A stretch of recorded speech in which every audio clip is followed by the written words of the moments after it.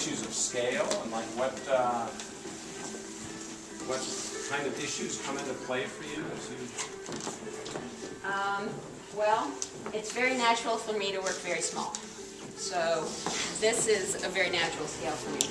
So to make myself work bigger is actually, I have to force it. I have to force myself. And I have to buy myself something big and say, okay, damn it, I can do it, I can do it. But, you know, after working in etching, in this scale, big etching is this big, you know. But what's happened in the course of making this show, I've gotten really excited about some of the different materials that I can use. And these all started as small sketches or memory sketches, some from life, some from photos, and they get developed over states, and finally I'm ready to put them on a bigger scale. So I'll work it out small, and then I'll push it up into a bigger scale. And you like mixing, I mean, I love the way that you mix the real and the fake. And we need to talk about all the, yeah, you know, exactly. All right. Well, I was just thinking, you know, that piece of wood. That tree. Yeah. Okay. Right? It looks like a piece of a tree, unless you made that out of paper mache. And cool. Laura sculpted that for me. Yeah, so one of the ideas that I'm really interested in is how can you make a landscape? What is a landscape made of? What is a picture of a landscape made of? And, you know, there's an accepted tradition of here's a beautiful painting and it's an illusion of a place, and, you know, the grass is beautiful and the sky is beautiful, but it's made of paint. And in some cases the artist's hand is erased and you don't think of the artist, you just move effortlessly into this illusion of a landscape. And I'm kind of more interested in where that breaks down.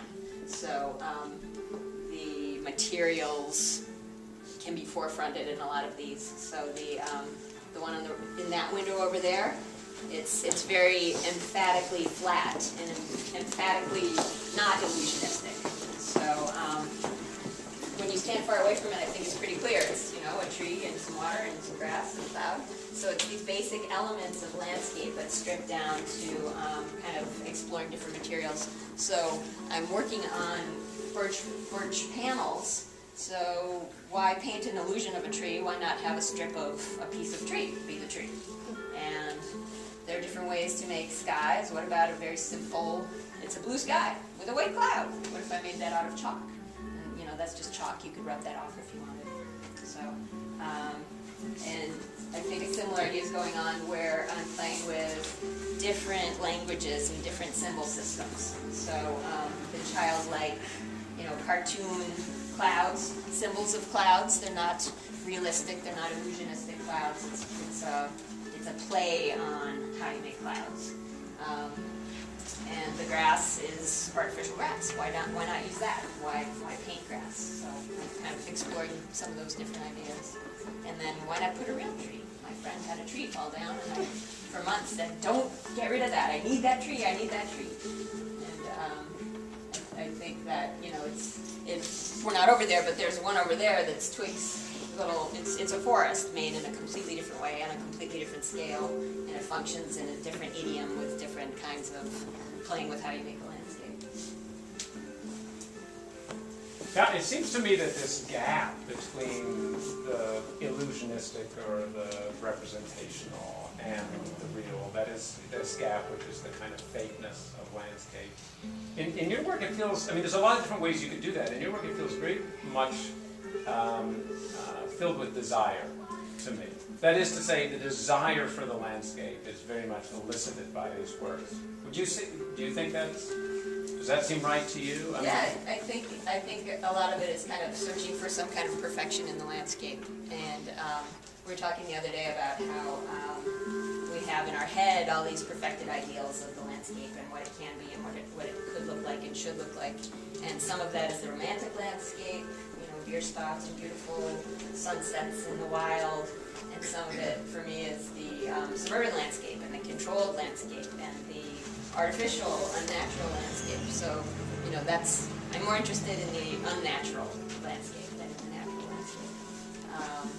And the kind of sense of perfectibility in the landscape, and that the grass can be really perfect, and it can be really, really perfect felt. So yeah, I think they're idealized. I've written artist statements at various times, and one is about the simulated sublime, and how I'm kind of interested in this ideal, but it's a fake ideal and an unnatural, artificial ideal.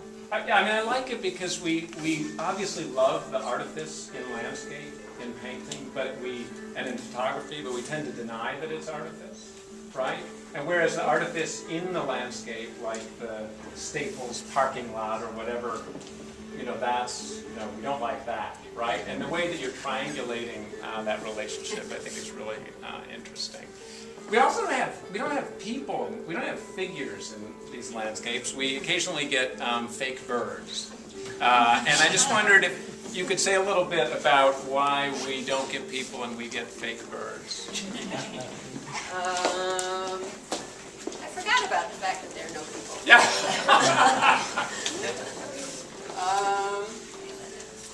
Well, I think that for me, not having a person lets you enter in by yourself and have an experience in the picture and imagine your way into this landscape. Then again, I think the birds function as a stand-in, and they function as a little character that you can identify with. And at various points in the past, I have used little people, but they're always fake people, little, railroad model plastic people. So the birds are all fake, in case anyone was wondering. They're all fake, and I think, for me, they function as kind of, he's like the character. We can relate to this guy and sort of look over his shoulder into this misty, idealized landscape, which is a real landscape in this case. So, these are, all of these are sets and models, sort of empty landscapes, and all of these are real places with a bird in them. So, real place, fake character.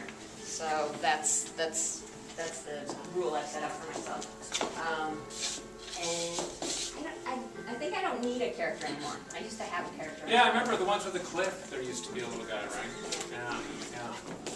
Yeah, no, that's interesting. But this is the place, like in the romantic landscape, Caspar David Friedrich, you'd have that figure looking into the distance, right? A stand-in for us, and here it's this bird with a conspicuous wire attached to it.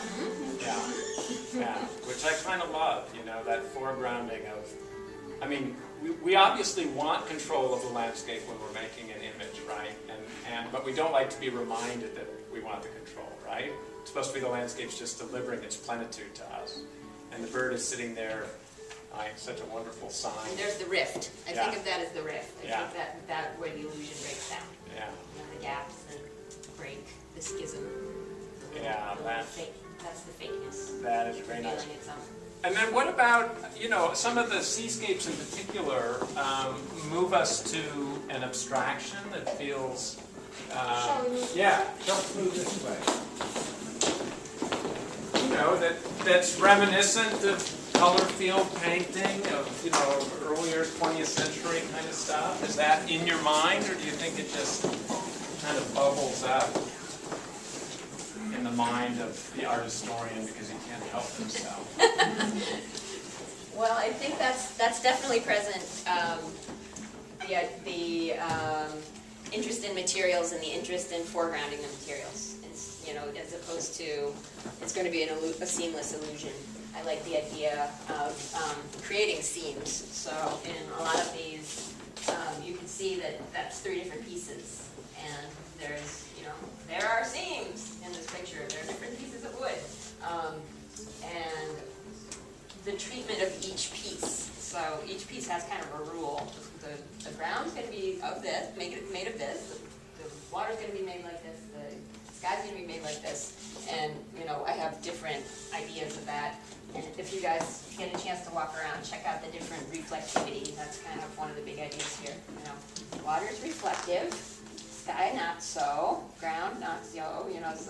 So in a way they're stripped down and distilled like the ones in the window that have a sort of minimal approach.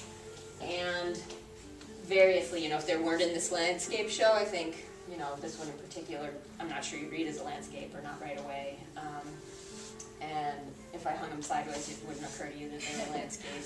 So yeah. No, that was a big thing for Barnett Newman, to do the strip vertically, because Yes. otherwise he said it Yeah, would you be a read it. horizon and it would be a landscape. Yeah, a single line you read as a landscape, Yeah. a horizontal Yeah. line you read as Yeah. a landscape.